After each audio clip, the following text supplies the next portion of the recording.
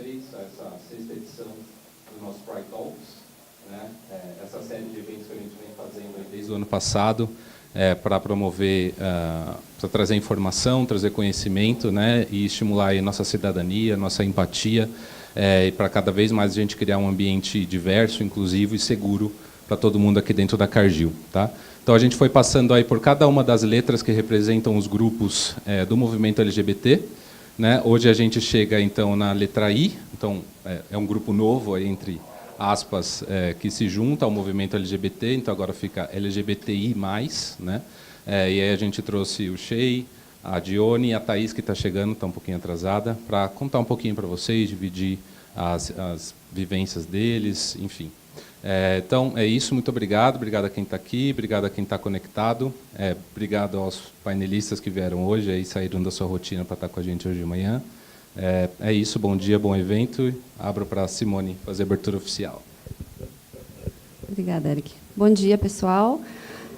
Bem-vindos aí ao nosso sexto, então, Pride Talk, né? Já foram vários e é muito legal essa atividade que a gente tem. É uma atividade que a gente sempre aprende bastante, né? E acho que hoje, mais do que nunca, todas as sessões a gente aprendeu muito, mas acho que hoje a gente vai aprender bastante, né? Porque normalmente a gente não escuta falar muito do I, né? E na semana passada a gente assinou o compromisso, né? Aqueles 10 compromissos do Fórum de Empresas e Direitos LGBTI+. Então, o I já faz parte, né, do Fórum.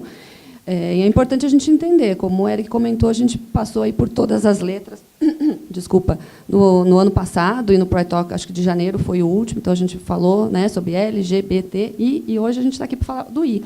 E acho que vai ser bem interessante, a gente vai aprender, eu aprendi um pouquinho, mas vou aprender muito mais com os nossos painelistas, e aprendi que realmente é um grupo que tem uma frequência muito maior do que a gente imagina, né, que a gente não escuta falar muito, então acho que é muito do desconhecido, e normalmente a gente, como ser humano, quando a gente desconhece, a gente não gosta, né? Então acho que é importante a gente conhecer, aprender, para poder respeitar, né? Que no fundo é o que a gente quer aqui dentro do nosso ambiente de trabalho, muito alinhado com o nosso código de conduta, que é respeitar, né, e tratar as pessoas com dignidade. Então, acho que essas sessões que o Pride promove são fundamentais justamente para o nosso grupo de funcionários aprender, né, e poder respeitar também esse grupo. E a gente tem aí um grupo de funcionários, a Cargill tem em torno de 10 mil funcionários, que, fazendo paralelo pelo que depois a gente vai falar em relação à frequência, é muito natural, estatisticamente, que a gente tenha, né, pessoas que lidaram com esse tema ou lidam, né, hoje com esse tema. Então, é importante a gente, como funcionário, também respeitar e poder, talvez, ajudar pessoas que estão vivendo essa realidade de diversas formas, sejam elas, sejam seus filhos, sejam conhecidos, né, na comunidade. Então, acho que vai ser um momento de bastante aprendizado para a gente. E a liderança da Cargill está muito empenhada em promover esse tipo de conversa e um ambiente de cada vez mais respeito a todos os grupos. Então, obrigada aos nossos convidados especiais. Agora é com vocês. Agora o William, que vai fazer o show aí. Bom dia, pessoal. Eu sou o William, eu vou fazer a mediação. Eric, só antes de você sair, eu queria agradecer, em nome de todos os funcionários e os aliados, ao Eric, que foi a pessoa que orquestrou a organização desse evento. Então, obrigado e parabéns. E obrigado à Simone também, o suporte da diretoria de RH e do Comitê de Diversidade, para a gente poder realizar também esse evento. Eu me considero uma pessoa mais educada do que a média em relação à comunidade LGBT. Eu conheço bastante bem a realidade LGBT, inclusive porque eu sou gay, mas o I de intersexo eu só conheci esse ano. Então, eu imagino que, para a maioria de vocês, seja uma coisa nova também. Então, antes de a gente começar, eu vou passar um vídeo que tem uma linguagem bastante acessível e que fala o que é o I. Daí, a gente, a partir desse conhecimento básico comum, a gente consegue bater um papo, acho que um pouco mais profundo com os nossos convidados. E daí, em seguida, eu apresento os convidados para vocês e a gente começa o bate-papo.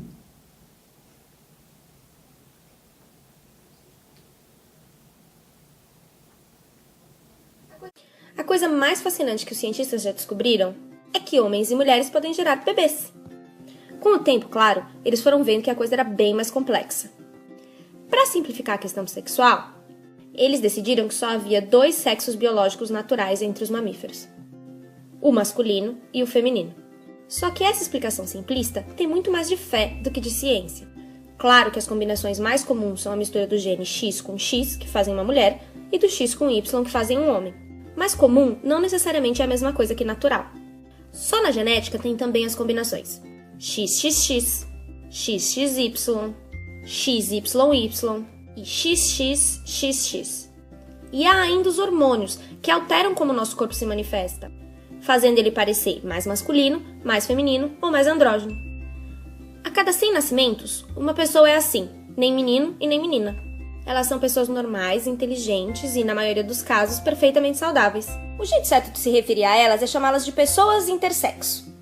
Mas atenção, intersexo é bem diferente de transexual. Transsexual é uma pessoa que nasce com um corpo que não representa quem ela é por dentro. Intersexo é uma pessoa que nasce com um corpo um pouquinho diferente do que a gente está acostumado.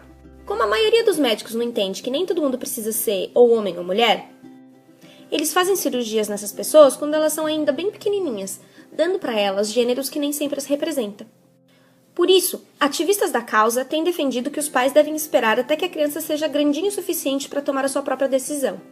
A maioria dessas pessoas vai ter corpos e personalidades que se parecem com o que a gente entende como ser homem ou mulher. Outras vão se sentir perfeitamente bem sendo exatamente como a natureza as fez e não vão querer se enquadrar nem com uma coisa nem outra. E a gente tem que amar essa diversidade, porque ela é linda e afinal foi a natureza que quis assim.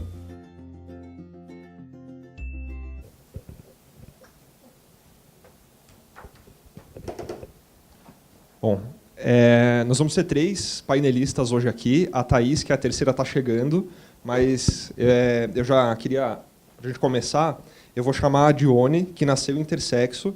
Ela é terapeuta ocupacional, é diretora da Associação Brasileira de Intersexos e veio de Curitiba para falar com a gente aqui hoje. Bem-vinda, Dione.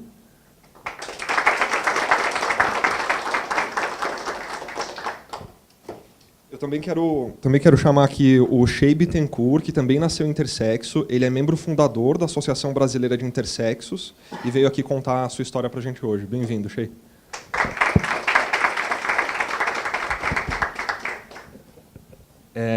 Bom, eu queria... Oi? Levantar a tela. Alguém tem o controle? Acho que quando desliga, levanta. Dione, você é uma das pessoas que eu vejo mais ativamente falando sobre a intersexualidade. Você pode contar para a gente um pouquinho da sua história? Quando é que você descobriu que era intersexo? E quais foram um pouco das problemáticas envolvidas aí na sua caminhada? Opa, tá ligado? Não. Oi? Esse tá. Então, gente, a minha história em relação à questão da intersexualidade, ela começou na puberdade, né? Porque, assim, para a gente falar de intersexualidade, a questão é muito mais complexa, né? O vídeo ele explica a questão da intersexualidade, mostra a questão da questão biológica e tal, mas a intersexualidade ela é muito complexa. E ela envolve a questão, sim, genital, como mostra o vídeo, mas mostrou algumas questões em relação a cromossomos, né, e também hormônios e fenótipo também, né? Então, tem muitos casos de pessoas intersexo que são identificadas no nascimento, em relação à genital, por ter genital ambígua ou ambiguidade genital, mas tem pessoas intersexuais que vão descobrir a sua intersexualidade só na puberdade, né, porque no nascimento são identificadas como sendo crianças ou masculinas ou femininas, né, por ter um pênis ou uma vagina, e vão manifestar isso na adolescência, porque não tem aquela puberdade esperada. E por isso que o índice é tão grande. Né? Porque se você for pegar os estados intersexuais que correspondem à genital, é 1 para 2.000 nascimentos. Agora, se você for pegar todos os estados intersexuais, é 1 para 100. O que é uma frequência, eu descobri lendo semana passada, é uma frequência similar à frequência de pessoas ruivas, né? Então, tem isso. A quantidade de pessoas ruivas do mundo é muito similar à quantidade de pessoas intersexo. Isso, exatamente. Por isso que eu para poder contar da minha história, eu preciso explicar isso.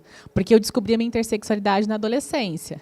Porque até então, eu era considerada uma pessoa do sexo masculino, né? Daí, tipo, eu aqui, gente, ó, sexo masculino.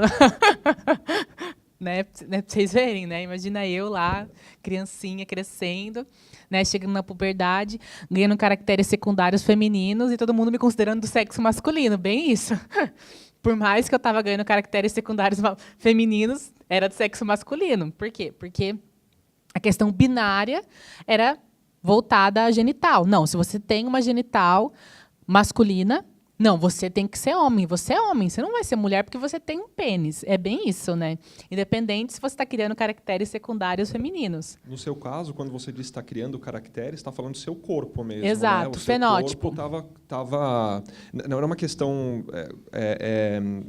de identidade de gênero, era uma questão biológica mesmo, né? Sim, o seu sim. corpo estava criando características femininas. Exatamente.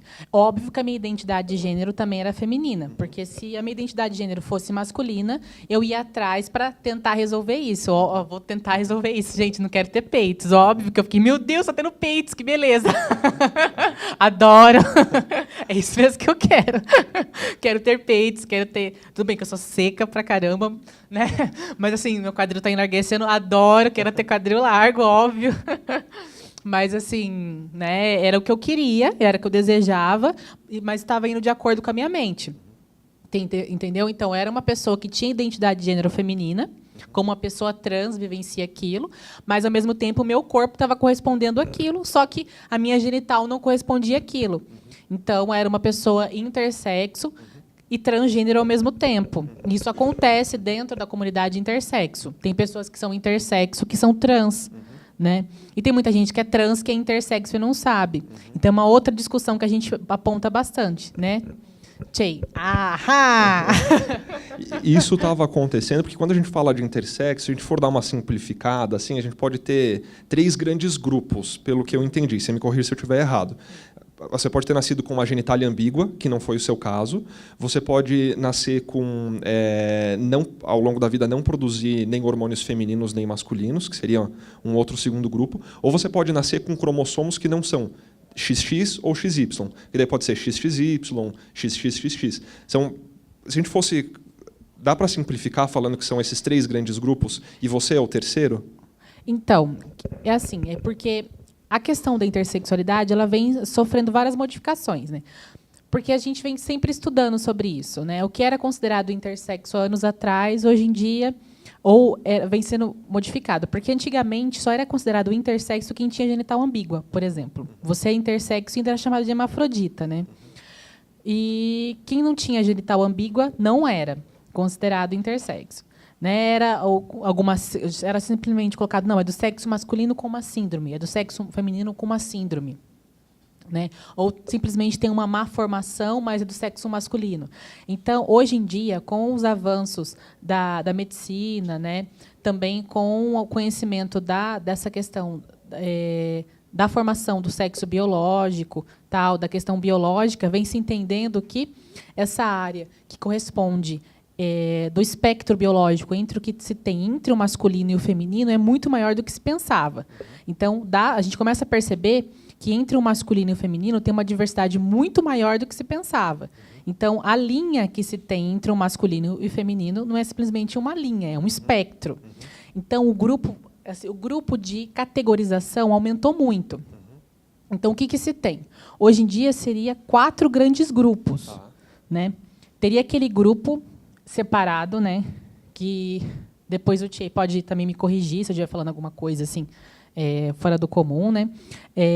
O que seria que antigamente era chamado do hermafroditismo verdadeiro, que esse termo a gente não usa mais porque além de ser pejorativo, porque tem toda uma história de depreciação em cima, que a gente pode explicar depois o porquê que tem esse nome, que é depreciativo e tal em cima, tá? Que seria a pessoa que tem as gônadas verdadeiras, né, que é você ter o testículo e o ovário presente no indivíduo, né, ou a ovoteste, que a gente chama de intersexo gonadal verdadeiro. Esse é um grupo. Tá? Independente se esse ser vai ter cariótipo. Cariótipo é os cromossomos. Tá? É o exame que a gente faz para saber quais são os cromossomos. XX ou XY, ou uma mistura dos dois, que é mosaicismo. Esse é um grupo. Tá. Daí tem os outros 3 grupos, que é o intersexo, que é geneticamente XX, que daí pode ser intersexo por ter uma questão gonodal, ou seja, por ter ovário e ter presença de testosterona elevada por questões biológicas, ou por ter presença de pênis, ou por ter uma genital ambígua, N fatores. Ou é o intersexo, que é o outro grupo, por ser XY, que é o outro grupo, né? E daí ter vagina, ou ter ovário, né? Ou ter uma genital ambígua, sendo XY, né? E o outro grupo, que são os intersexos complexos ou indiferenciados. Que são esses intersexos? São essas pessoas que têm características mosaicas, né? O seu cariótipo, por exemplo, ele é complexo. Por exemplo, ou é um cariótipo que é XXY, né? Como o meu cariótipo, por exemplo, é um cariótipo mosaico, né? Eu tenho presença de células de alguns tipos diferentes, né? Então, é um intersexo complexo ou indiferenciado, que é essa categoria diferente. Daí você tem células que são XY, só que você também tem células que são XX, e daí você também tem células que são XXY, né? E são os intersexos que são complexos. E eles acontecem porque a natureza quis assim, porque a natureza é diversa, né? Alguns chamam de acidente, né? Tem gente que fala que daí tem aqueles negacionistas, né? Gostam de falar que é uma malformação, né? Tem gente que diz que é isso. Daí eu fico pensando, gente, mas eu não tenho 3 olhos, nem sou verde, né? Não tô. Eu acho que, né? Não tem nada mal formado aqui, não estou vendo nenhuma malformação aqui, mas tudo bem, né? Eu sempre falo isso, gente. Eu sou muito brincalhona, né? Porque a gente aprende a ficar feliz, né? Com as adversidades da vida.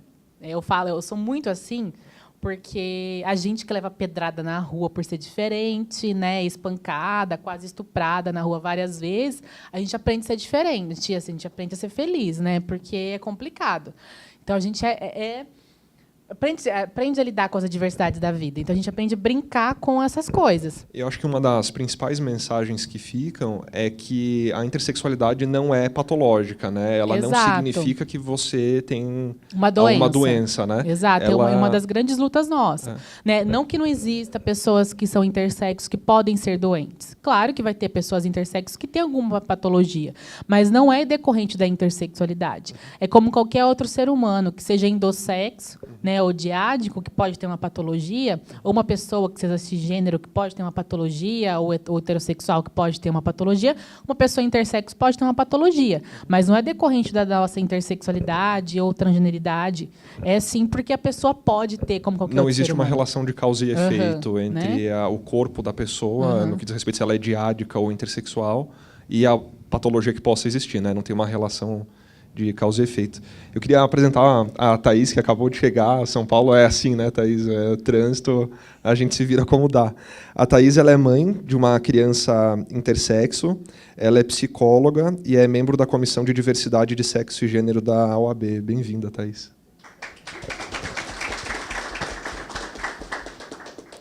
Aproveitando, a gente não fala pessoa intersexo e pessoa normal, né? Porque todo mundo é normal. Como a gente acabou de ver, é uma variação natural e comum das formas de corpo que a natureza provê. Então, a gente fala, para quem não é intersexo, como é o meu caso, por exemplo, eu sou uma pessoa diádica, né? Sou uma pessoa que não é intersexo, é diádico, certo? É isso? É isso. Chay, você quer contar um pouquinho para a gente da sua história?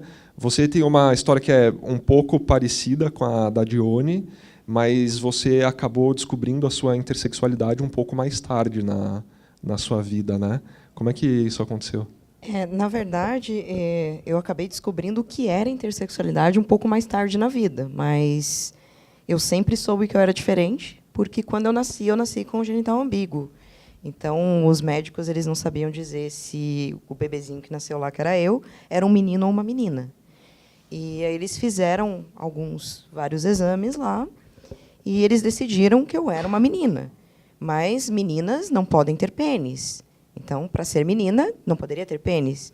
Eles me submeteram aos 8 meses de idade a uma cirurgia, que foi uma cirurgia para me encaixar dentro do que era entendido como sexo feminino, onde eles removeram parte do meu genital Isso eu com 8 meses, né? Então, eu não tinha condições de consentir, não tinha como definir se realmente aquele era o gênero que eu ia me expressar mais para frente. E foi uma cirurgia irreversível, né? Então, deixou marcas. Isso foi feito... Eu nasci em 81, então isso foi feito na década de 80.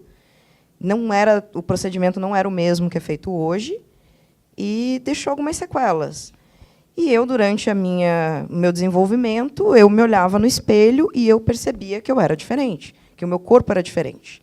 Quando iniciou a idade que eu deveria estar entrando na puberdade, eu não entrei, porque eles também removeram as minhas gônadas. Eu nasci dentro daquilo que a Johnny chamou de intersexo gonadal verdadeiro. Então, eu nasci com gônadas que têm um tecido que é testicular e ovariano na mesma gônada, que chama ovotestes. E eles removeram também, porque naquela época eles acreditavam que ovotestes iam ter tumores malignos e que ia acabar com a minha saúde e tal. Hoje a gente sabe que não é bem assim, né?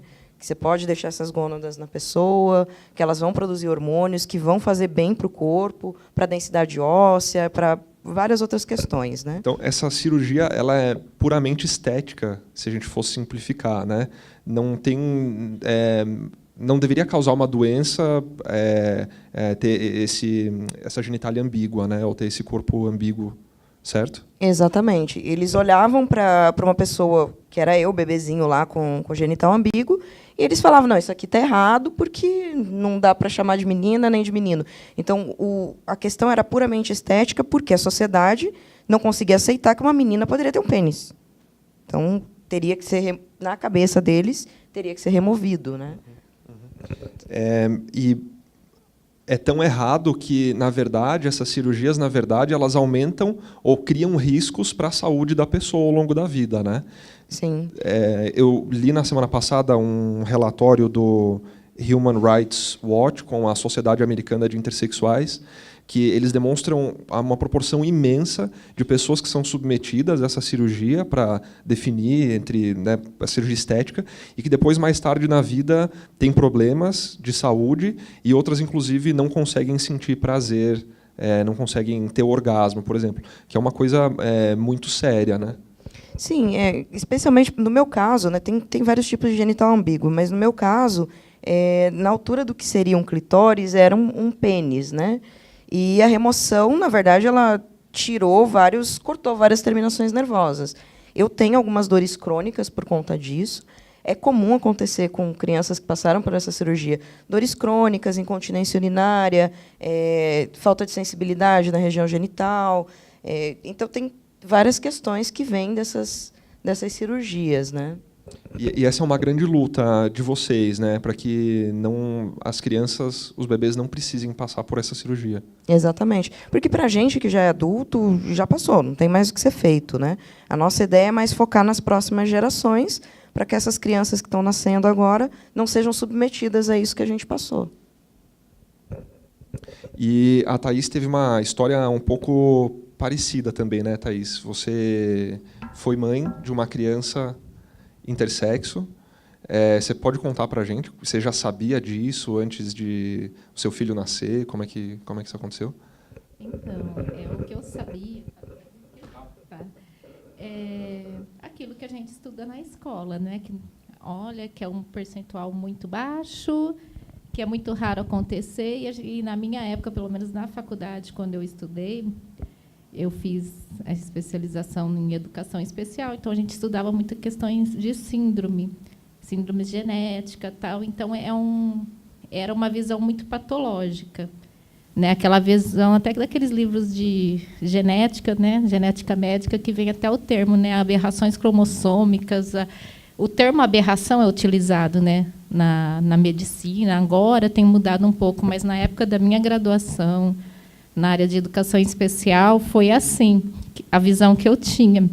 E eu já atuava, por ser psicopedagoga, já atuava há muitos anos na área mesmo, sempre em contato, na questão da síndrome mesmo, que é a visão muito médica, né, que tem. Mas eu já tinha aquela luta toda por educação inclusiva, e o meu mestrado, eu fazia o mestrado eu pesquisei educação sexual de adolescente, então já trabalhava com diversidade e tudo mais. Quando eu engravidei, o Jacob foi meu terceiro filho. E eu estava no doutorado. E o que me surpreendeu foi justamente os médicos não saberem lidar com a situação. E me surpreendeu muito também eu ser uma aluna de doutorado numa universidade pública e saber muito pouco, nunca ter escutado o termo intersexo. Foram eles que me apresentaram o termo intersexo. Foi através dos ativistas, porque quando foi diagnosticado, né, entre aspas, né, genitália ambígua na gestação, no ultrassom. Primeiro eles viram, é um menino. Depois, com 28 semanas, como ele tinha uma cardiopatia grave, tive que fazer alguns exames a mais complexos. Aí apareceu a questão da genitália ambígua. Isso assustou muito mais a equipe médica do que a cardiopatia grave que ele tinha, que era uma cardiopatia que comprometia muito a vida. Ele tinha uma questão neurológica também, a ausência de algumas estruturas cerebrais, por exemplo, na gravidez tinha suspeita de microcefalia ou até de anencefálico, mas isso para os médicos era mais natural do que a questão sexual, mexeu com muito mais conceitos. E aí chegaram a me indicar aborto, falavam que eu ia me assustar com a aparência dele ou dela, eles não sabiam definir nem na linguagem como ficaria e tal. E a gente teve toda uma questão de, não, nós vamos ter nosso filho do jeito que ele é, porque se não fosse para ter, eu não teria tido meu filho no início da gestação. E aí, o que aconteceu? Quando ele nasceu, que vieram as questões mais éticas, porque no hospital, era também um hospital dentro de uma universidade pública de alta referência, porque ele teve que nascer no hospital assim por causa da questão cardíaca. E o que aconteceu foi que ele ficou uma semana internado, não por causa do coração, mas para definirem o sexo. Vários exames, sabe, ultrassom, cariótipo e tudo mais. E não foi registrado, porque eles não preencheram o registro de nascimento, porque tem sexo masculino, feminino. Tem o termo ignorado também. Mas o que acontece? Eles não me forneceram a documentação falando que, se fica algum campo em branco, não pode registrar. Então, eu fiquei questionando, nossa, então uma pessoa não tem direito de existir se ela não tem um sexo definido. Olha a complexidade da questão sexual. E aí, quando eles falaram que era uma prática normal, tal, esse preenchimento, tudo, e eu fui procurar no Google mesmo, eu estava internada ainda, né? E eu descobri que tinham vários bebês que não eram registrados no tempo certo, uns chegavam a 2, 3 anos sem registro, porque tinham ambiguidade sexual. Na época, era o termo que era passado para mim. Fui procurar promotor, advogado, médico, professores da universidade, tudo, e ninguém nunca tinha escutado falar no assunto. Eu fui achar uma orientação com as pessoas ativistas intersexo, que foram quem soube me explicar certinho tudo que estava acontecendo. E aí, para mim, foi assim que me despertou, até eu pensei, nossa, como pode? Né? Vamos pensar, em pleno século XXI, uma questão está tão assim abandonada, porque eu fiquei pensando na questão da pesquisa mesmo, porque eu sempre estava na universidade pública, e ninguém sabia nada sobre o assunto. E aí teve várias questões. Eu acho que muitas das assim de tratamentos que eram negligenciados a ele envolvia assim, por exemplo, ele precisou ficar na fila de transplante cardíaco. Cada problema associado, né, vamos usar esse termo, do ponto de vista médico, joga para trás na fila de transplante. E a questão ser intersexo era uma delas. Então, assim... E puramente burocrática, né? Porque o fato de ele ter nascido com a genitália ambígua não trazia nenhuma patologia, não trazia nenhum problema de saúde, era puramente burocrático, né? Não, tanto que uma coisa que é comum em bebê é infecção urinária. Ele nunca teve uma infecção urinária, ele viveu 1 ano e 7 meses. Então, assim, eu não tinha problema nenhum em relação à saúde dele, urológica, tal. E outra coisa, na época, os médicos, na primeira semana de vida, chegaram a falar, olha, se a gente não conseguir assim definir se é menino, a gente vai fazer uma vagina nele porque é mais fácil. Aí eu até pedi para o médico, repete sua frase, vagina nele porque é mais fácil, aí você educa como menina. Então, ficou meio ambíguo, né? E eu falei, não vai fazer nada, ele vai crescer assim e ele vai escolher o que ele quer do corpo dele, o corpo é dele. Ele tem que ter uma autonomia sobre o corpo e tudo mais. Daí eu fiquei assim, será que eu sou a única louca aqui que não opere meu filho? Aí foi quando eu conheci Dione, Cheio, Ernesto, todo mundo, e eles, não, você está certa, então tá bom. Aí eles que foram me apoiando todo esse tempo. E aí eu fui tendo acesso a outras mães que passaram... no ano que ele nasceu, tinha mais 3 crianças na minha cidade que nasceram assim. E esse ano eu já vi umas 5 crianças serem operadas, e não é só uma cirurgia, faz uma, tem que ficar a infância inteira fazendo outra, e resulta muita infecção urinária. Problemas que a criança não tinha de saúde, ela passa a ter. Então, é uma situação bem complexa. Assim, bem... Remete para a gente também a pergunta de por que a gente tem que se enquadrar em masculino ou feminino se ter um genital ambíguo não traz nenhum problema de saúde, né? Um outro problema que você comentou comigo na semana passada é a dificuldade de ter plano de saúde, né? Sim. O que aconteceu foi assim, como ele não tinha a declaração de nascido vivo, eu não pude registrá-lo, né? Ter certidão de nascimento. E aí eu tive que esperar o cariótipo, né, por 2 meses para poder registrar. Foram só 2 meses, porque eu fiz pelo meu plano de saúde. Ele ficou como RN de Thaís muitos meses, ele não tinha nome. Então, é outro direito que ele perdeu, não ter nome. E aí, ele não tinha cartão SUS, porque ele não existia, né? Então, é uma pessoa que assim, não existia, não tinha direito a existir por ser intersexo. Eu fiquei sem o auxílio maternidade, na época, a licença maternidade. A licença eu tinha, não tinha o auxílio, não recebia, porque eu não consegui documentar que meu filho nasceu. Então, assim, era um absurdo total. Eu fui receber a parte do auxílio maternidade depois de 3, 4 meses que ele tinha nascido, porque até daí saiu a documentação dele, aí até eu levar no INSS, elas aceitarem atrasado, entrar com recurso e tudo mais. Então, teve uma série de questões assim bem burocráticas. O convênio que eu fiz, eu peguei o meu convênio, negociei com o convênio, expliquei o que estava acontecendo, aí eles cobravam um valor maior no meu para usar como RN, porque pode usar só por 30 dias, né, depois que nasce. E tinha outra questão, eu tinha que ter o convênio que ele nasceu, porque problemas congênitos só cobre no que nasceu no parto, né? Se eu fizesse um outro plano de saúde, não cobriria. E então, assim, são situações assim bem complexas. Uma vai levando a outra. E o que mais me chocou são muitas mães acharem normal. Demorou para registrar porque não tinha sexo definido. Eu não consigo achar isso normal. E muitas mães acham. Sei lá, esse mês eu conversei com umas 3 mães. Elas acham, sabe, como se fosse algo que a gente pode aceitar e não é. Ou fazer essas cirurgias, elas aceitam muito facilmente, por causa do discurso médico. Força a fazer, né? Existe um contexto que força a fazer a cirurgia. É o médico que sugere que a cirurgia seja feita, é toda essa questão burocrática para você poder receber, é o seu sustento, né? A forma de você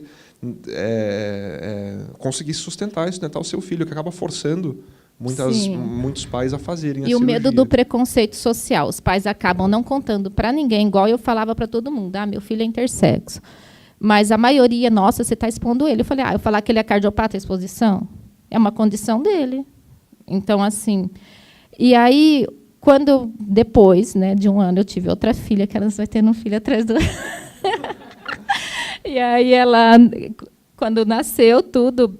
A primeira coisa que eu quis olhar foi a declaração de nascido vivo, né? E aí eu fui olhar lá, nossa, tem masculino, feminino, tem um campo ignorado, porque no dele eu não tinha prestado atenção nisso. Eu fui muito na ideia dos médicos, do setor jurídico do hospital e tudo mais. E aí mandei até para o pessoal no grupo, gente, agora tem sexo ignorado na declaração de nascido vivo, tal. Daí fomos pesquisar, a gente descobriu que a lei era de 2012. Meu filho nasceu em 2016. Ou seja, ele tinha direito ao campo sexo ignorado, ele teria sido registrado sem sexo definido, e depois que definissem biologicamente, tal, né, ele seria colocaria o sexo, né? A gente descobriu essa resolução, né? E aí que eu pensei, nossa, está tudo errado, tem que urgentemente capacitar as equipes médicas, a maternidade com preenchimento correto, porque pelo menos é um direito a menos que seja violado, né?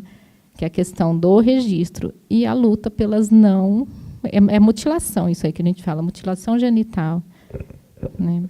E foi isso que aconteceu com você, né, Shea? Então, você passou pela cirurgia e mais tarde na vida você se entendeu como homem, né? Então, na verdade, eu me entendo como pessoa não binária, que já é uma outra questão que está ligada a gênero.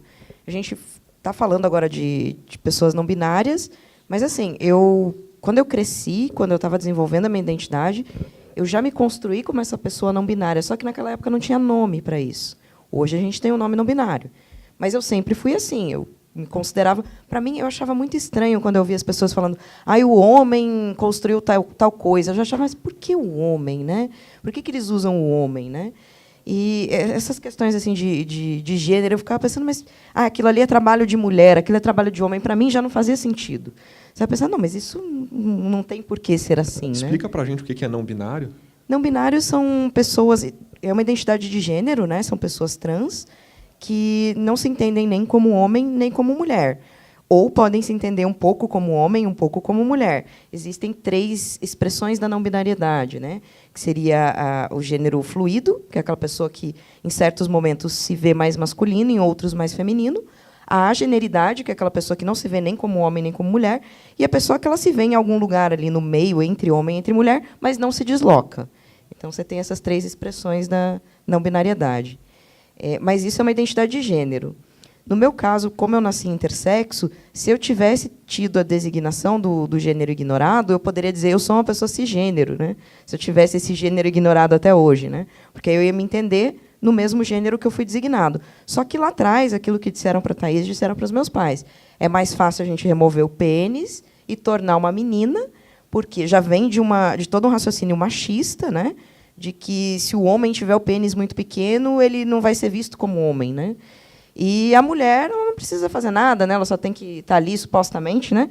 No pensar machista, só tem que estar ali e abrir as pernas, né? O homem com o pênis pequeno ele vai ser mal visto, ele vai ser menos homem e tal. Então, a ideia deles era mais fácil remover o pênis e criar como menina. Então, é por isso que eles me submeteram a essa cirurgia. E como foi que você descobriu que a cirurgia que você tinha passado por essa cirurgia? Então, eu já percebia que meu corpo era um pouquinho diferente. Existem algumas marcas cirúrgicas que são visíveis, mas até então eu não sabia. Depois de muito pressionar a minha mãe, isso só depois que meu pai faleceu, ela finalmente abriu e falou, não, você nasceu assim, assim, assim, você nasceu em tal lugar, você passou pela primeira cirurgia em tal lugar, o nome de um dos médicos que te atendeu foi tal. E aí, com essas informações, eu peguei tudo isso e fui atrás do meu prontuário médico, que eu só consegui no início desse ano. Então, eu já sabia que eu era uma pessoa intersexo, mas a confirmação efetiva mesmo, do prontuário, com o diagnóstico, tudo, eu só consegui no começo desse ano.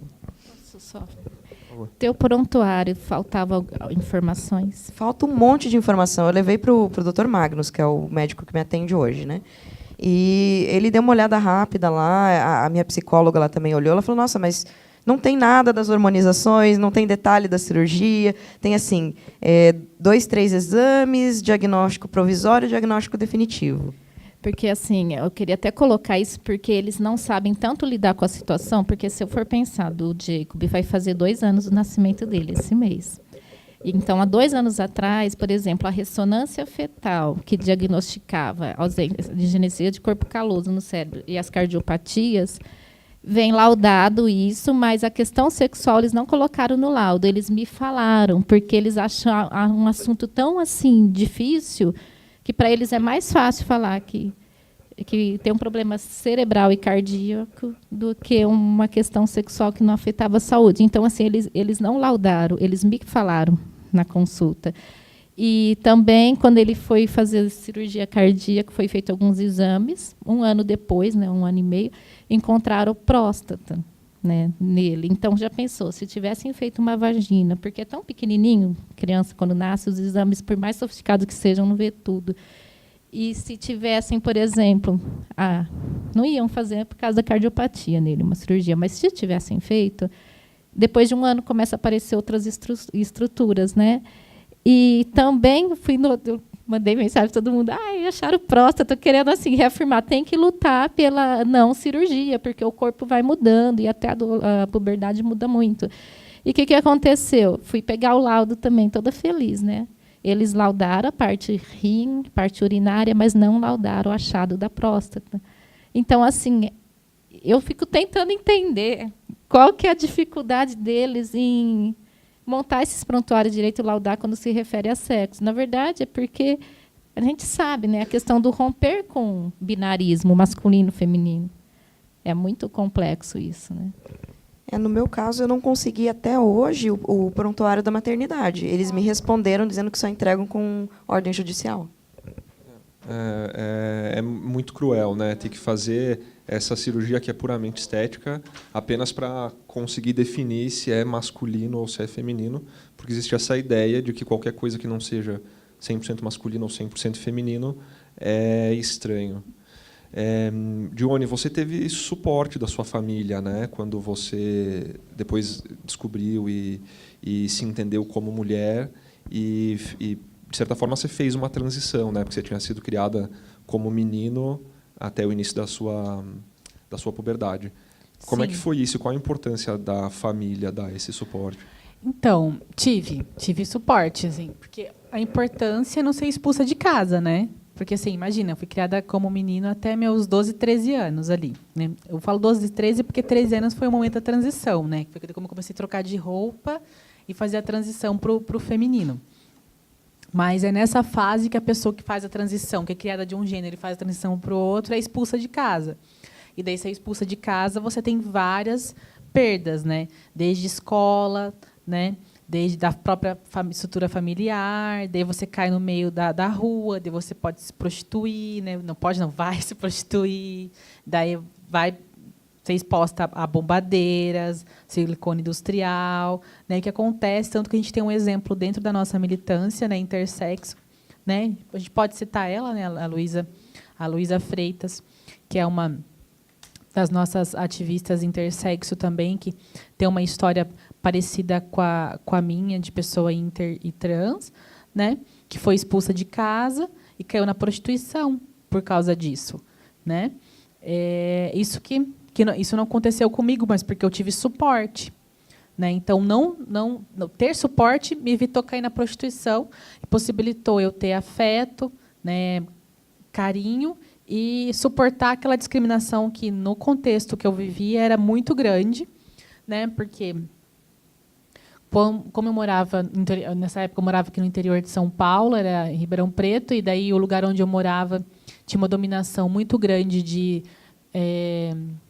linhas neopentecostais de igrejas evangélicas, né, principalmente Congregação Cristã, Assembleia de Deus e Universal, que infelizmente são linhas muito ortodoxas, né, e se comportam muito como a Igreja Católica antes da Reforma.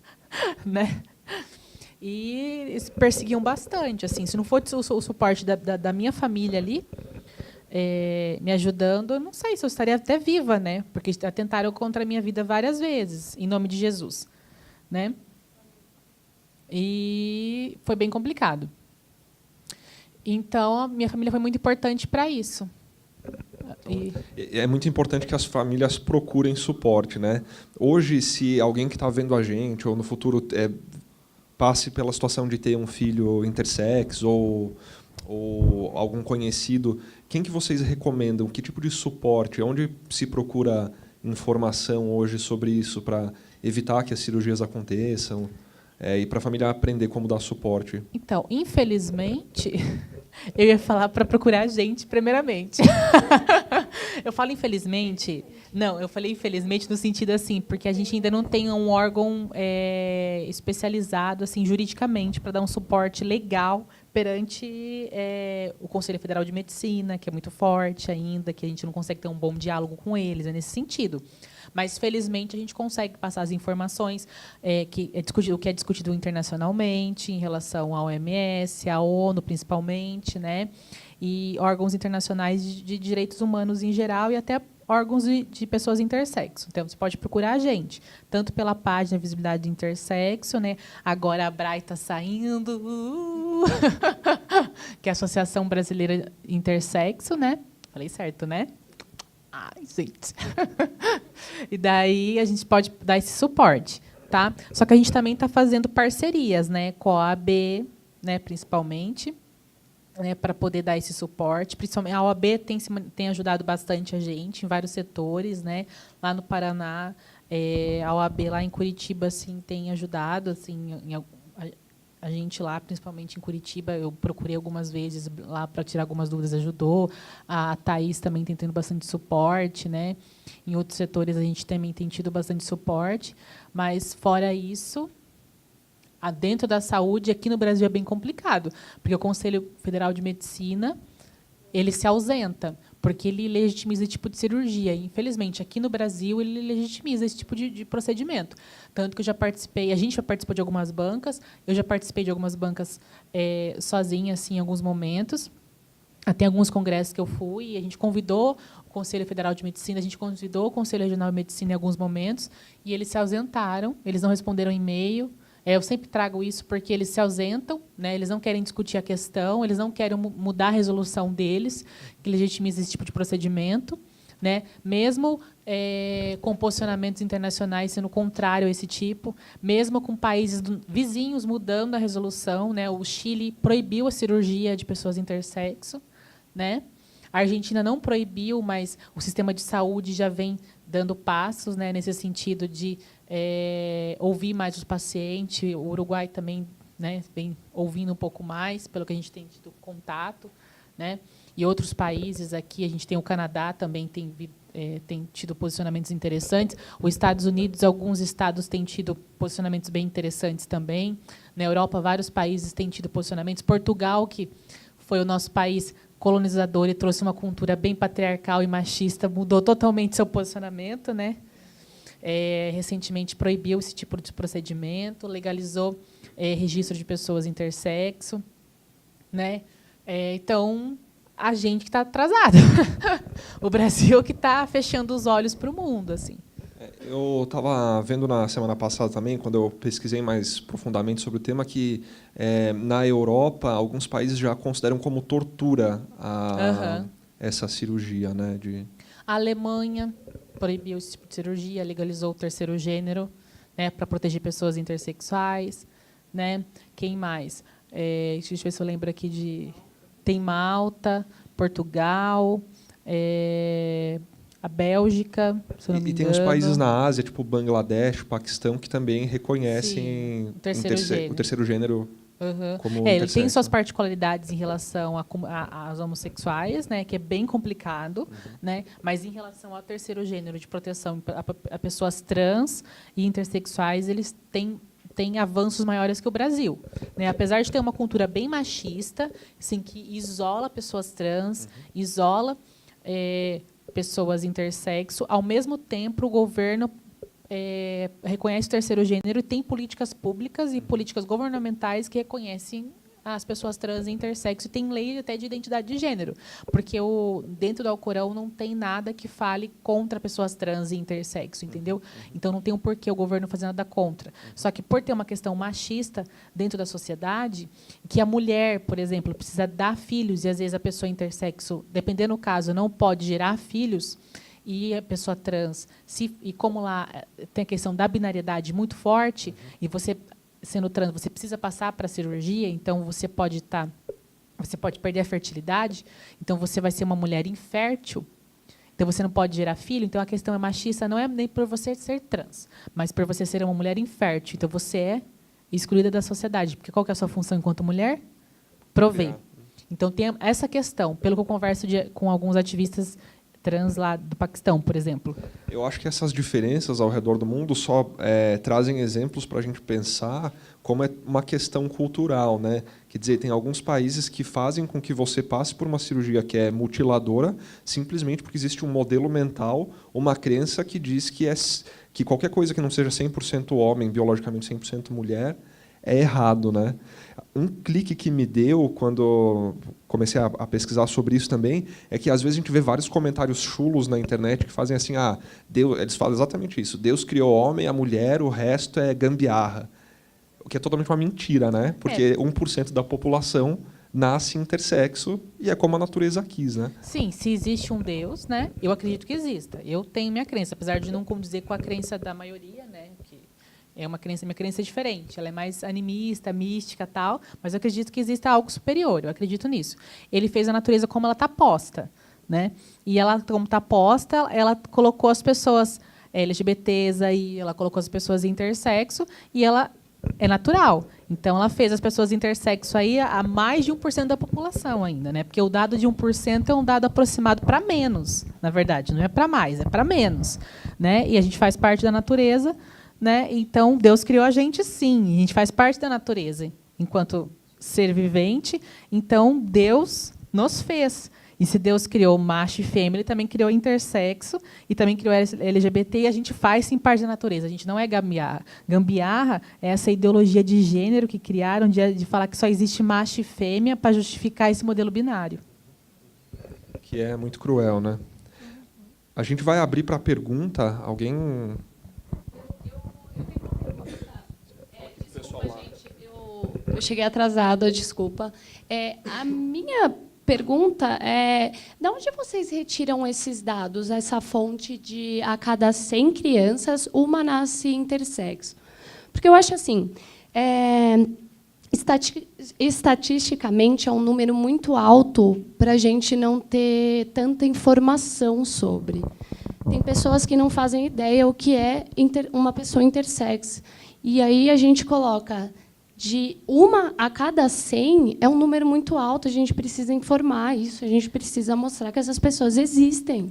Tem um artigo muito recente da Natural, a revista mais importante da revista biológica, né? A Natural é uma revista biológica mais importante, um periódico mais importante de biologia no mundo. Ele lançou um artigo em 2015, né, falando dessa porcentagem de 1%. Né? A Natural, a Cell, a Science, elas lançaram artigos falando sobre essa porcentagem. Né? E daí a ONU só se manifestou republicando essa porcentagem, que varia de 0,05%, que é os casos mais raros de intersexualidade, que daí entra o que antigamente era chamado de hermafroditismo verdadeiro, que, como eu já falei, que é o intersexo gonodal verdadeiro, até os mais comuns, que chega a 1,7% da população. Né? Daí a gente faz um grau aproximado, que é 1%. Então, mas o dado varia de 0,05% a 1,7%.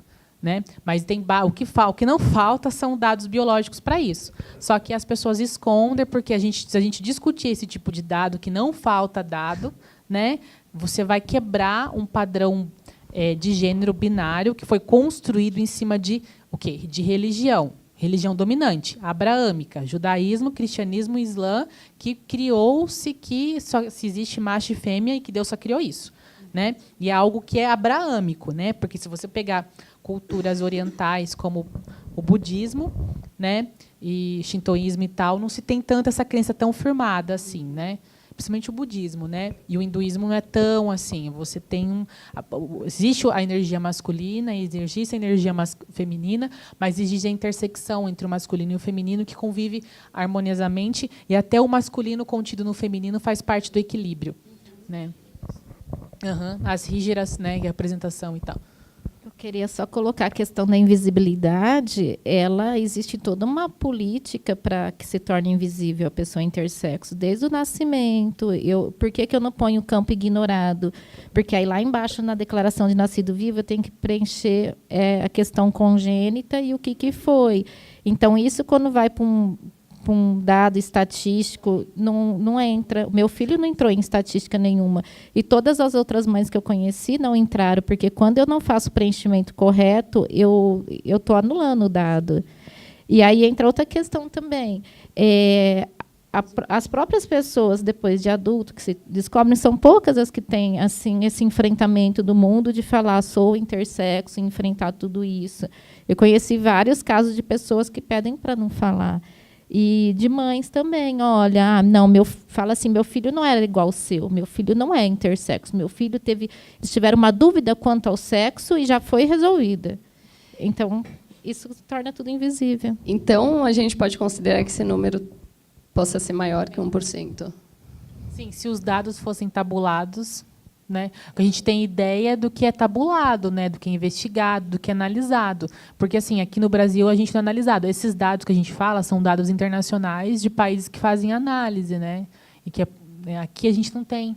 A gente é uma população que é uma população mestiça. A gente não sabe como o fato de a gente ser uma população mestiça, ter uma mistura de genes, o que isso pode assim proporcionar. A gente sabe que quando a gente mistura genes, a gente aumenta a diversidade. Quem sabe a gente não aumentou a diversidade, inclusive de sexo? Às vezes a porcentagem de intersexo que pode ser maior, porque a gente misturou, né? Mas como a gente vai saber se a gente não tabular? A gente não ter dado, mas a gente faz de acordo com dados internacionais, né? E os países que mais tabulam é a Austrália, né? Que a Austrália, mas por quê? Porque tem a OI lá, né? Que é a Organização Internacional Intersexo de lá, né?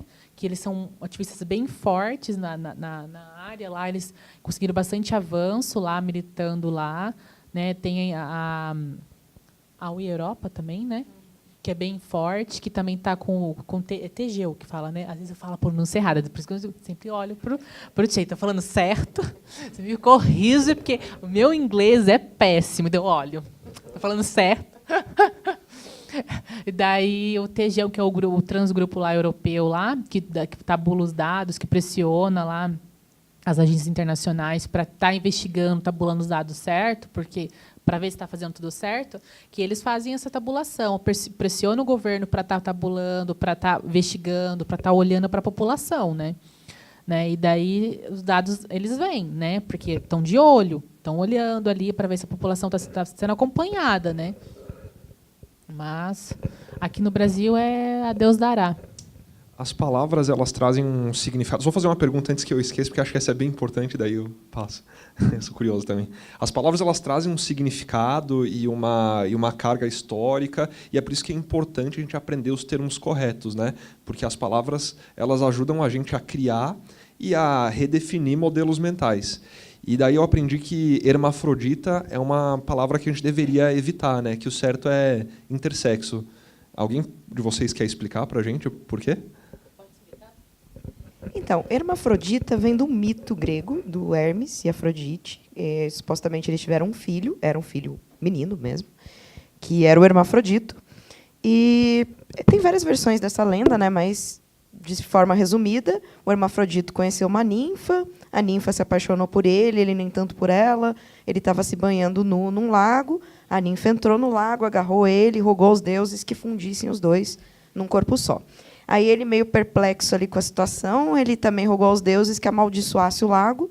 Então, todo mundo que se banhasse ali, né, as mães que se banhavam ali, os bebezinhos nasciam como ele, né? Então, isso vem lá do mito, né? Uma coisa que distancia muito da realidade. E também, hermafrodita era reconhecido só a pessoa que era o intersexo gonadal verdadeiro, né, que tinha ovários e testículos, ou que tinha o genital ambíguo completo, né, pênis e vagina. E isso é uma porcentagem pequena dentro do que é intersexualidade. Intersexo, a palavra intersexo quer dizer literalmente entre os sexos. Então é muito mais adequado intersexo do que hermafrodita. Fora também o contexto cultural da palavra hermafrodita, né?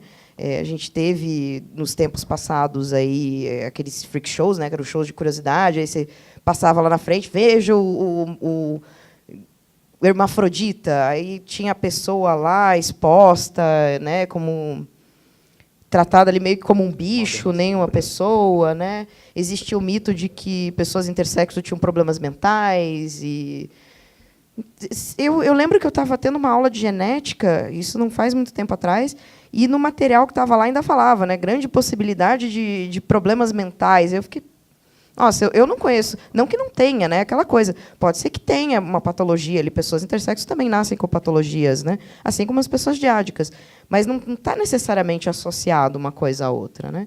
Então, vem todo esse contexto negativo junto com a hermafrodita, né? Intersexo é muito mais adequado. E mais abrangente, né? Sim, sim.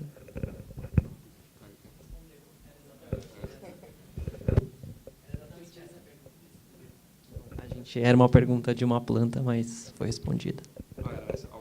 Era exatamente isso.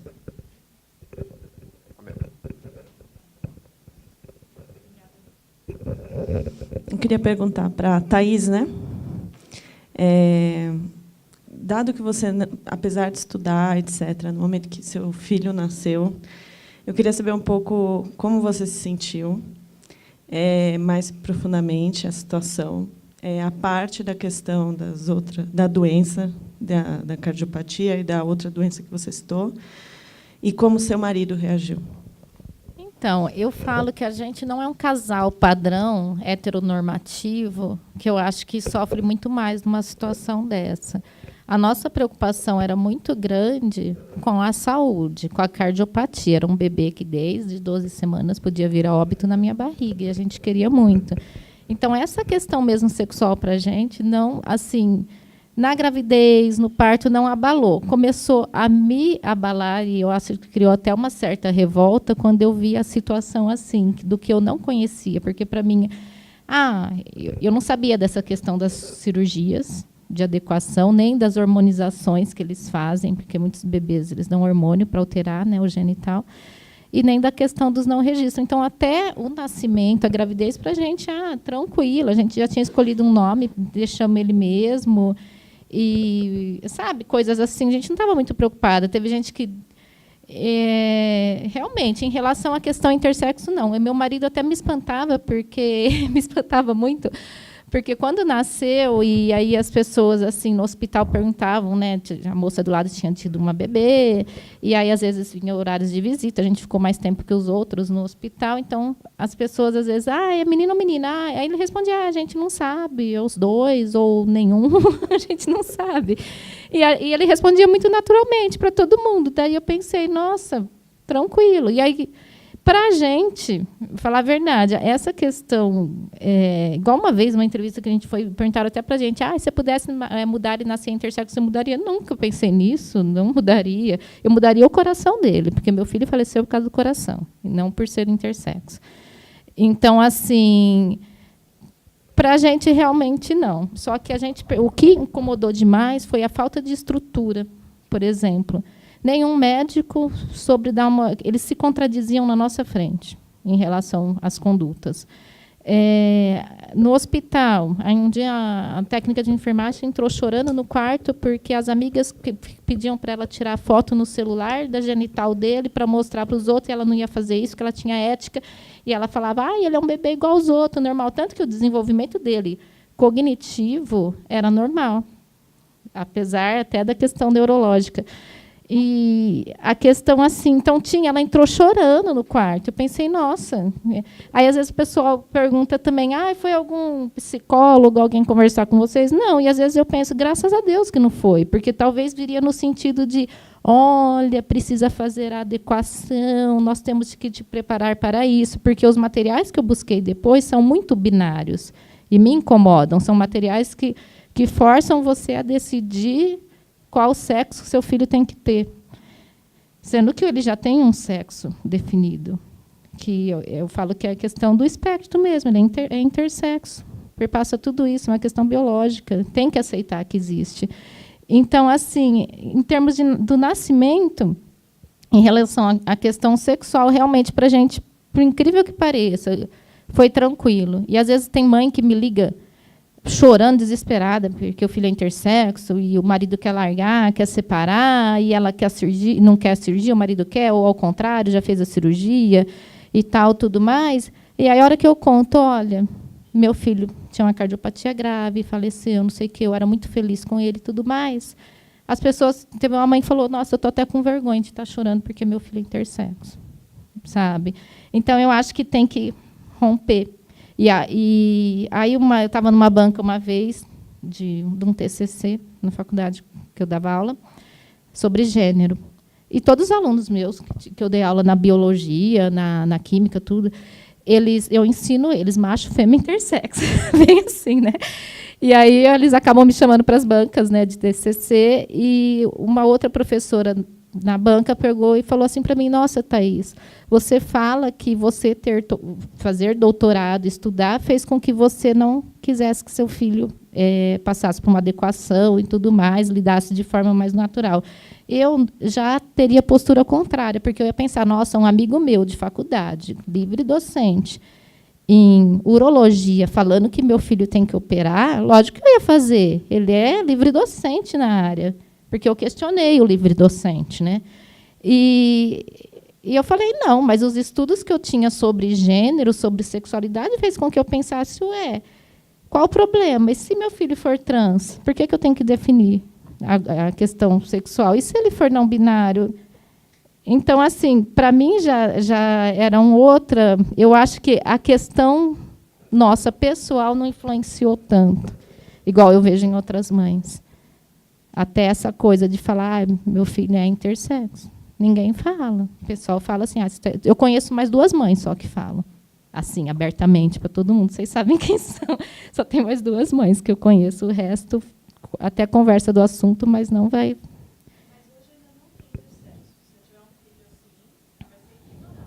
Teria sexo ignorado, mas não vão preencher ignorado.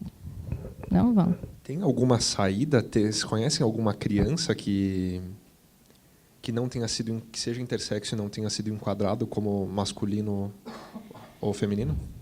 Eu não conheço nenhum como ignorado. Juridicamente, até porque quando você vai nas promotorias, eles também não sabem do assunto. A gente que começou a trazer mais essa questão, tudo, e quando levou para a OAB, até por eu estar na Comissão de Diversidade da OAB, esse assunto que eles começaram a discutir um pouco mais, que hoje é uma das instituições que dá apoio, mas ainda não chegou na prática médica isso. Então, é bem complicado. A nossa proposta é que, no Brasil, tenha o terceiro gênero.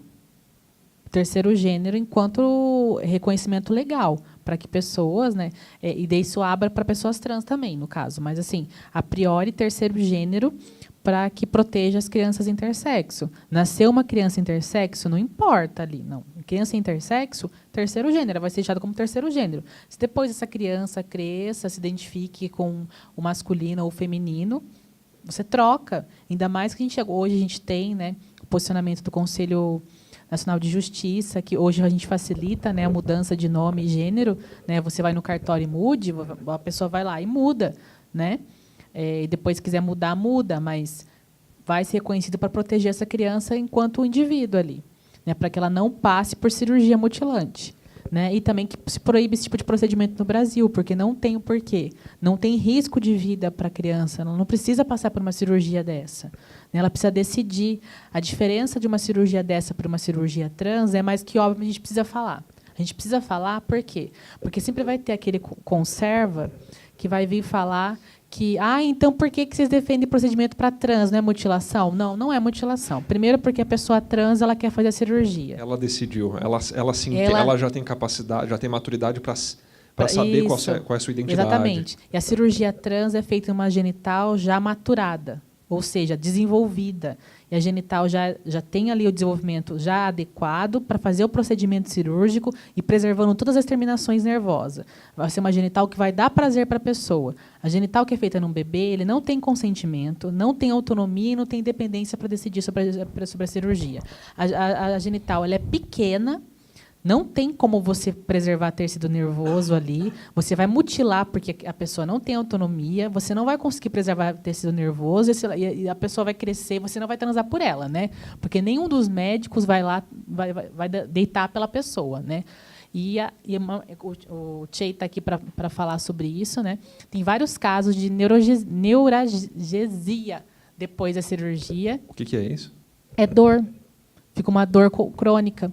A pessoa fica tendo dor crônica no lugar da cirurgia. E a base de remédio para passar. Então, além de você não ter prazer, não ter orgasmo, você fica com dor crônica. Para sempre.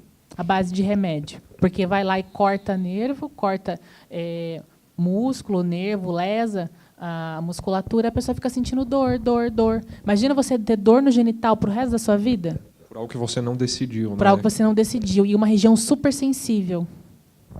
E é um pouco oportunista, porque as mães também estão no pós-parto. Estão super sensíveis. Então, vem alguém com uma argumentação mais, né? A mãe também não está numa condição de decidir sobre esse assunto. Eu falo assim, até o primeiro ano de vida de uma criança, a mãe está bem alterada até... E a hora que normalmente são feitas essas cirurgias, né? Eu acho que... E outra coisa que a gente precisa tocar bastante é sobre criança trans, que eles gostam também de comparar com criança trans. A criança trans, ela começa a trazer isso jovem, mas a criança trans traz. Né? Ela traz esse discurso, não é imposto para ela. O bebê intersexo é imposto para ela. O bebê não fala, não manifesta, vão lá e operam ele sem autonomia. A criança trans, ela vai trazendo dados, ela vai manifestando que o gênero dela está inadequado, mas em nenhum momento é imposto nada, nenhuma cirurgia é feita em criança trans, ao contrário do bebê intersexo, né? O que se tem é um acompanhamento psicossocial. A gente precisa pontuar isso, porque geralmente vai ter... Eu falo conserva, gente, porque, né? Enfim, mas porque umas coisas, porque você vê que a pessoa traz uns discursos, pronto, porque ela não para pensar. Que ela não pensou sobre aquilo, sobre as problemáticas que envolvem, sobre as consequências daquilo. Sim, né? Porque quer comparar uma coisa com outra, sabe? Não é. Trans não fere a cirurgia feita em pessoa trans, não fere a autonomia e independência do sujeito. O acompanhamento em criança trans não fere a autonomia do sujeito da criança, não fere a autonomia dos pais. Os pais participam ativamente do tratamento, né? E o tratamento é só psicossocial, não tem hormônio envolvido. O máximo é bloqueio na puberdade. Bloqueio, não é hormônio. Bloqueio não é hormônio. Isso é uma falácia e uma mentira. Tá? Agora, a criança intersexo é operada e hormonizada, sim. Isso não falta dado. Porque, além da cirurgia que é feita quando é bebê, depois tem a hormonização, que acontece ao longo da infância. Inclusive, eu ouvi falar de moldes, né? Tem uns moldes que se usa para formar a cavidade vaginal. Sim. A gente que é adulto, que eu fiz a minha cirurgia, eu usava aqueles moldes horrível. Uma coisa horrível, que aquilo a gente é adulto. Eu tinha que ficar penando com aquilo para colocar aqueles moldes, porque ele tinha que sentar naquilo e ficava sangrando, escorrendo pelas minhas pernas. Era horrível. Imagina um bebê. E vocês já viram como que faz para usar molde em bebê? O bebezinho está lá chorando e a mãe tem que pôr aquele molde e ficar fazendo assim. Imagina o trauma psíquico para a criança, porque a criança está lá chorando. Eu vou imitar aqui. E a mãe vem, abre as pernas da criança e enfia algo na perna da criança. Imagina isso para psique da criança. Ela olha para a mãe, que é algo que tem um carinho, que representa afeto, emoção. Ela olha para a mãe abrindo as pernas dela e enfiando algo que provoca dor bem na região genital. Imagina a consequência psíquica sexual para a criança. O que ela vai associar? Se uma figura de amor abre as pernas dela e enfia algo na genital. Como que ela vai crescer isso emocionalmente? Como ela vai lidar com o sexo futuramente? Sabe? É algo que não se pensa. É tortura, né? É tortura. É tortura. Porque a gente que faz a cirurgia, que é adulto, sofre para poder construir a neovagina. A gente faz porque a gente quer ter uma vida sexual ativa, né? E tá com a sua genital de acordo com o seu sexo psíquico, né? Mas sofre consciente, porque você quer, e é sofrido usar aquele molde. E são vários moldes, porque você começa com o molde fininho e o molde pequeno e vai aumentando, né? Até o molde específico do tamanho de um pênis padrão. Né? Na criança não tem isso, mas mesmo assim, um molde chega a um molde mais ou menos assim. Imagina um bebê. E totalmente desnecessário, porque a criança não vai transa, transar. gente. Criança não faz sexo. A gente não tem essa discussão, criança não faz sexo. Por que daí agora... E os conservadores apoiam esse tipo de cirurgia, gente. Mas não é eles que falam que criança não faz sexo? Eu não estou entendendo, gente. Mas, enfim. Você quer? Tem pergunta. Vou levar o microfone.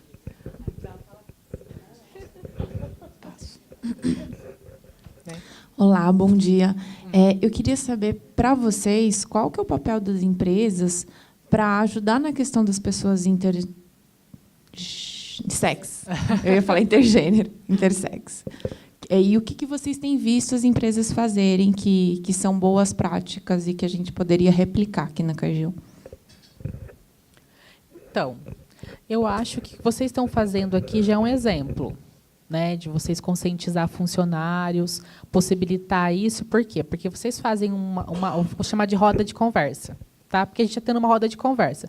Vocês produzem multiplicadores, porque quem está aqui vai levar para outras pessoas, vai levar para familiares. Às vezes tem alguém em casa que já ouviu falar, ou que tem algum familiar, né, vivenciando isso, já alguém que vai estar sabendo, que vai às vezes dar uma orientação, alguém que tem um filho que acabou de nascer, ou que tem um vizinho que está passando por isso, que daí a gente pode dar uma orientação, avisar. Já é uma forma, já acho que é um multiplicador. Também, se alguém na empresa está passando por isso, já é uma forma de vocês incluírem dentro da empresa essa discussão, né? Tem um funcionário que está passando por isso, ou que descobriu isso, né? Às vezes está fazendo uma transição de gênero. Porque se o funcionário descobriu isso agora e está buscando tratamento, entre aspas, eu falo tratamento por causa da questão da hormonioterapia, né? Porque não é tratamento porque está doente, tá? Vocês podem ajudar facilitando esse processo, né? Eu acho que isso, assim, e também fazer parcerias, fortalecer isso enquanto mercado, né, enquanto ação, né, porque às vezes a gente não sabe quanto, eu não posso falar isso, mas a gente não sabe qual vai ser a perspectiva do Brasil daqui para frente. Então, né, então, mas pelo menos enquanto mercado facilitar esse processo. Né, porque a gente não sabe como o Brasil vai ser daqui para frente, então, pelo menos enquanto mercado, facilitar a discussão de gênero, a discussão de sexualidade, porque ninguém vai calar o mercado, tá? A não ser se queira perder dinheiro. Tá? Então, pelo menos é uma maneira de você manter o discurso de gênero, discutir a diversidade de sexo, principalmente que não existe só apenas macho e fêmea, que existe intersexo. Você discutindo isso dentro da empresa, no mercado, onde que a gente tem trocas, né? Isso já está possibilitando ajudando as pessoas intersexuais. Né? Porque, às vezes, vamos pensar, por exemplo, na questão de países que são muito conservadores. A gente está tendo mudanças em lugares árabes, por exemplo, por causa de empresas. Empresas que estão indo para lá e estão levando essas discussões. Justamente porque o Estado não está possibilitando essa discussão, porque o Estado é repressor. Mas empresas que possibilitam essa discussão, ajudando funcionários, possibilitam a discussão dentro da sociedade de uma forma sutil, mas já é um avanço. Então, acho que a empresa pode dar nesse sentido. Não sei se eu fui clara. Eu posso colocar... Foi você, Chi, que me colocou uma vez a questão no seu trabalho, que às vezes as pessoas não sabiam como se referir a você. É verdade. Porque a pessoa intersexo, às vezes, tem o fenótipo, né? Mas é andrógeno. Às vezes, você olha, você vê características femininas, masculinas, e, às vezes, as pessoas não sabem, né, como lidar. Aí eu acho que era legal, Chay, falar um pouquinho. É verdade, falar essa questão do nome social, né? Tem essa questão dos pronomes, né? É muito comum as pessoas não saberem que pronomes usar, no meu caso, ou me tratarem no feminino, no masculino, apesar de que eu não sou aquelas pessoas que cobra que sempre me tratem com pronomes neutros, né? Eu aceito, digamos assim, eu tolero que me chamem com pronomes femininos e masculinos. Mas o ideal, para mim, é pronomes neutros ou não usar a referência com pronome, né? Só chamar pelo nome mesmo. E foi muito difícil, no local onde eu trabalhava antes, que as pessoas entendessem isso. Eu tive que explicar muitas vezes. E a empresa supostamente tinha uma política de inclusão e tal, mas eu acho que precisava ser mais debatido. Por isso que eu acho muito importante o que vocês estão fazendo aqui, né? Trazer as pessoas para conversar sobre isso, para a gente trocar ideias sobre isso, para a gente criar um entendimento, né? É Elo, no meu caso, mas eu prefiro que só chame pelo nome e não use pronome, mas se precisar usar um pronome neutro. Não, a gente tem... É que isso aí já entra em neolinguagem, né? O português ele é uma língua meio machista, então o neutro supostamente seria o masculino, e não tem como a gente se referir a uma pessoa sem usar ela, ele, ou a, ou o, né? Então, existem algumas pessoas aí dentro do movimento LGBT que estão tentando divulgar essa... É um neologismo, né? A gente está pegando a língua portuguesa e está tentando adaptar, né? Porque os tempos mudam, a cultura muda, a língua tem que evoluir junto, né? Até de forma natural isso acontece. Então, você tem alguns pronomes não binários, como ilo, elo, elde, ele. Aí fica a escolha da pessoa, né? Então, esse do X, tem um comentário que está sendo muito feito agora, que aqueles softwares que fazem a leitura de palavras para pessoas com problemas de visão, né, visuais, ele não consegue ler com o X. Então, a gente está recomendando usar o E no lugar do X. Que aí, no caso do ele e ela, não dá certo, porque vira ele. Né? Então, aí elo, ele... Enfim. Tudo bem? Na verdade, eu queria mais fazer um comentário, talvez pensando várias coisas aqui e compartilhar isso com vocês. Estava conversando com a Tânia. Dentro dessa temática de inclusão e diversidade, acho que um comentário que a Thais fez, que me fez despertar uma reflexão, com relação... Acho que não é nem quando a gente fala dessa temática mesmo de inclusão, a gente não está falando necessariamente de questões que são de uma ordem, como posso dizer, ideológica, de preconceito que você tem, mas é mais uma questão social, né? Porque assim toda a estrutura social que a gente tem construída, ela é pensada no modelo binário, né? Assim, de homem, mulher, um registro de recursos humanos. Você é homem ou mulher, a estrutura jurídica que a gente tem, ela é construída dessa forma, né? E eu acho que o que a gente está promovendo hoje aqui é esse pensamento justamente para ter também bases jurídicas e legais para ter uma tratativa diferente, né? Não é somente uma questão ideológica de religião, mas e também esse olhar ele traz a questão de inclusão também por ter essa perspectiva diferente, né? A partir do momento que você tem uma sociedade que constrói que você só existe enquanto você é homem ou mulher, você está excluindo todas as pessoas que não se incluem dentro desse modelo, né? Então é interessante, fazendo uma analogia, né? Assim, a gente tem como a Thais comentou, a gente tem um modelo médico, a medicina ela vê esse olhar, no caso, que se você é dentro do padrão, se você não está no padrão, você está fora, né? Assim, você não se encaixa nesse modelo. Pessoas, por exemplo, com deficiência, você ainda elas têm uma temática, têm um modelo para tratar essa inclusão por ser uma questão física. Mas quando você constrói um modelo pensando no gênero, se você é homem ou mulher, se você não está nenhum dos dois, você não existe. Eu acho que é uma coisa muito séria para a gente se pensar. Então, acho que é isso que enfim, é uma coisa que eu nunca tinha parado para pensar, mas é justamente sobre isso, que é uma questão social e é uma questão de inclusão por conta disso, né? Se você não é homem ou mulher, você não existe. Para mim, isso foi muito forte, assim.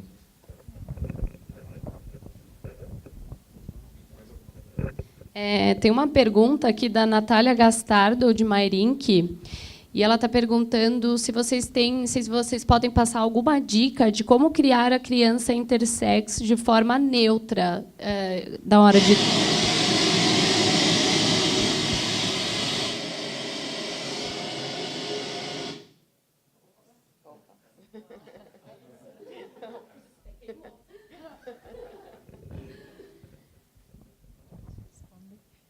Na época, até quando eu entrei no doutorado com um tema, né, em relação, eu estava pesquisando a sexualidade de adolescente, o uso da internet e tal. E aí eu pedi para o meu orientador, quando meu filho nasceu, eu falei, nossa, diante de todo esse percalço, porque nem o pessoal da área de direitos humanos na universidade que eu estou sabiam explicar, eu falei, eu quero mudar minha pesquisa de doutorado. Eu mudei para educação da criança e adolescente intersexo. Eu diria assim, está em pesquisa, em desenvolvimento. Mas o pouquinho tempo de convivência que eu tive com meu filho, a gente tentava o quê? Apesar de a gente usar os pronomes sempre no masculino, porque ele acabou sendo registrado masculino, mas a gente tentava, até porque eu pensava na questão do termo quê? Assim como uma pessoa trans, ela pode transitar ele também poderia, então eu usava... Eu nunca me apeguei muito nessa questão do termo mesmo. Mas a gente procurava oferecer brinquedos, que são ditos...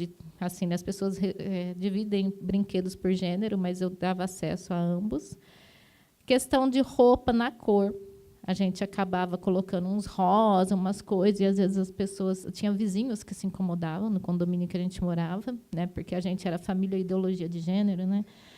E aí teve vizinhos que parou de conversar com a gente, eu não deixava meus outros filhos brincarem, porque a gente era da ideologia de gênero.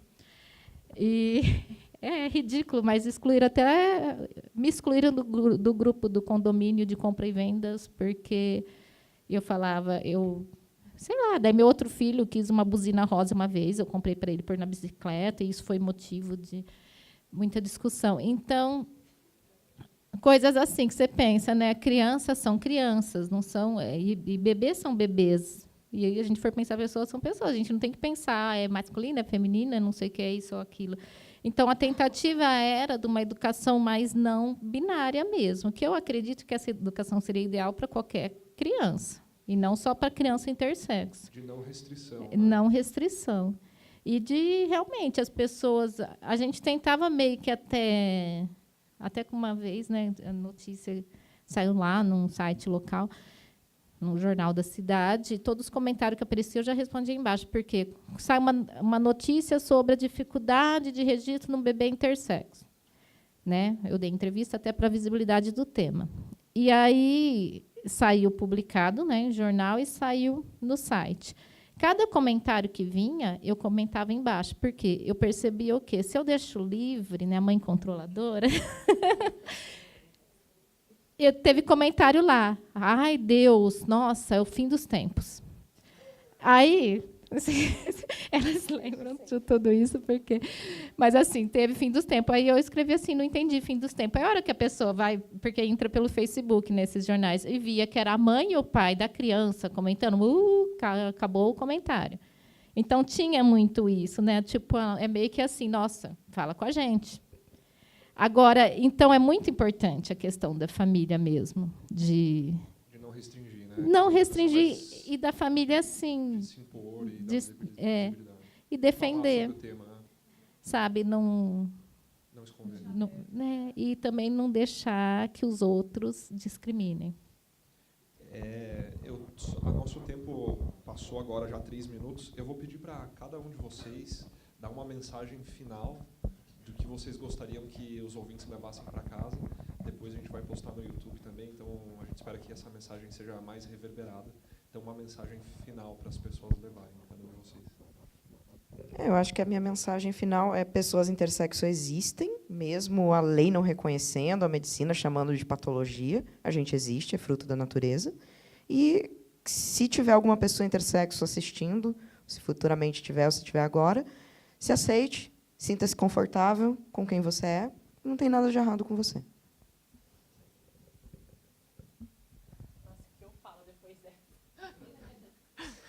Então, nossa, eu não sei o que falar depois dessa. O que eu posso falar é assim... Ai, meu Deus, o que eu vou falar? Então, gente... Fala das páginas. Isso, então eu vou falar das páginas. Então, eu vou falar assim, gente, se você precisar de ajuda, você é pessoa intersexo ou pessoa trans e intersexo, procure a gente, procure a Visibilidade Intersexo, a página no Facebook. Procure a gente na internet. Oi? Procure a gente na internet, nossos perfis pessoais também, o meu Dione Freitas, Chay Bintercura, Thaís Emílio, né? Beto, tá. Thaís Beto, tá?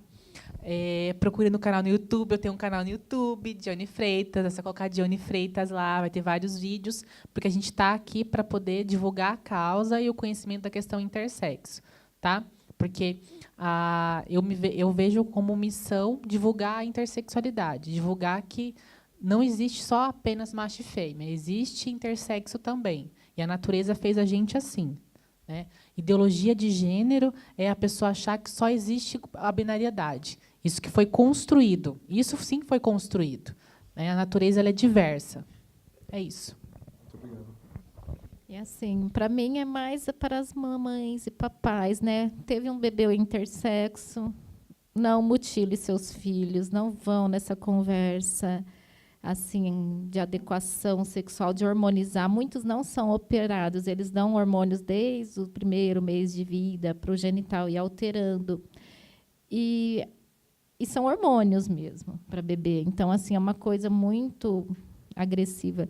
Então, assim, vai para essa, aceite seu filho na condição que, assim, tem pais que acham que isso é um defeito, né? Vou usar um termo bem, que é o que eu escuto às vezes, né? Mas eu, como mãe, eu falo, olha, quando alguém me pergunta, eu queria meu filho comigo, vivo, intersexo. A questão cardíaca levou meu filho, mas ele ser intersexo não levou ele embora. Entendeu? Então, eu acho que para os pais tem que pensar muito quando entram em depressão porque um filho é intersexo. Isso não é motivo de depressão. Bem, motivo de luta, né? Então, é isso. Muito obrigado, pessoal. Obrigado pela coragem de vocês.